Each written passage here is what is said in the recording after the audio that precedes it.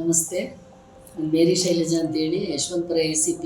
ವರ್ಷಾ ಸಂಸ್ಥೆ ನಮಗೆ ಸುಮಾರು 2022-23ಇಂದನೂ ತುಂಬಾ ಪರಿಚಯದವರು. ಅಲ್ಲಿ ಯಾವುದೇ ಫಂಕ್ಷನ್ನು ಅಥವಾ ಏನಾದರೂ ಅಂದರೆ ಕಾರ್ಯಕ್ರಮಗಳು ನಾವು ಹೋಗ್ತಾ ಇರ್ತೀವಿ ಮತ್ತು ಅಲ್ಲೋಗಿ ಮಕ್ಕಳನ್ನೆಲ್ಲ ಭೇಟಿ ಮಾಡಿ ಬರ್ತಾ ಇರ್ತೀವಿ.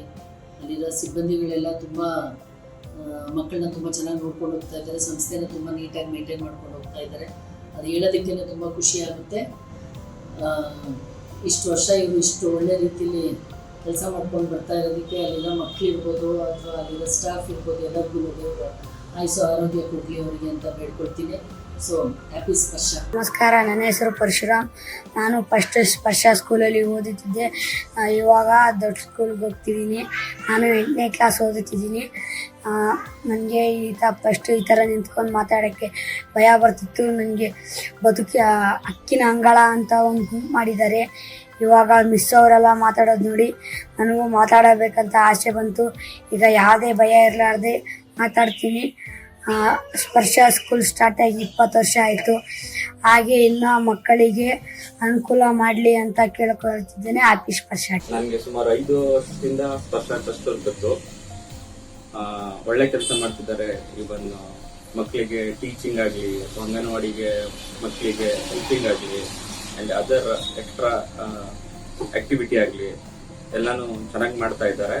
And I hoping they are doing well and all the best. ನಾನು ಸ್ಪರ್ಶ ಸಂಸ್ಥೆಯಲ್ಲಿ 2 ವರ್ಷದಿಂದ ಟೀಚರ್ ಆಗಿ ವರ್ಕ್ ಮಾಡ್ತಾ ಇದ್ದೀನಿ. ನಮ್ಮ ಕೇಂದ್ರದಲ್ಲಿ ಪ್ರತಿ ತಿಂಗಳು 10ನೇ ತಾರೀಕು ಮಕ್ಕಳ ಹೈಟ್ ಮತ್ತು ವೇಟ್ ಚೆಕ್ ಮಾಡ್ತೀವಿ. ಈ ಥರ ಹೈಟ್ ವೇಟ್ ಚೆಕ್ ಮಾಡೋದ್ರಿಂದ ಮಕ್ಕಳು ಯಾವ ಥರ ಬೆಳವಣಿಗೆ ಆಗಿದೆ ಇಲ್ಲ ಅಂತ ನಮಗೆ ಗೊತ್ತಾಗುತ್ತೆ.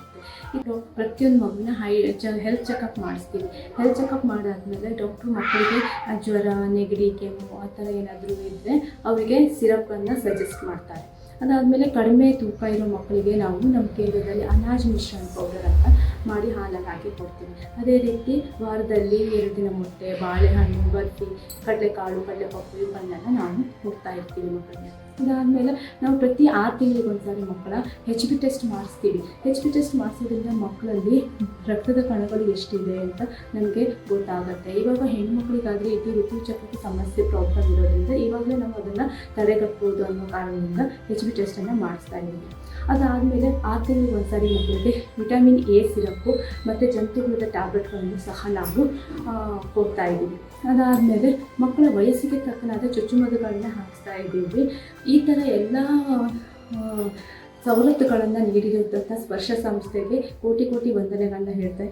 ಇದೇ ರೀತಿ ಈ ಸ್ಪರ್ಶ ಸಂಸ್ಥೆ ಮುಂದುವರಿಸ್ಕೊಂಡು ಹೋಗಲಿ ಅಂತ ಹೇಳಿ ಧನ್ಯವಾದಗಳನ್ನ ತಿಳ್ತೀನಿ. ಹ್ಯಾಪಿ ಸ್ಪರ್ಶ ಡೇ.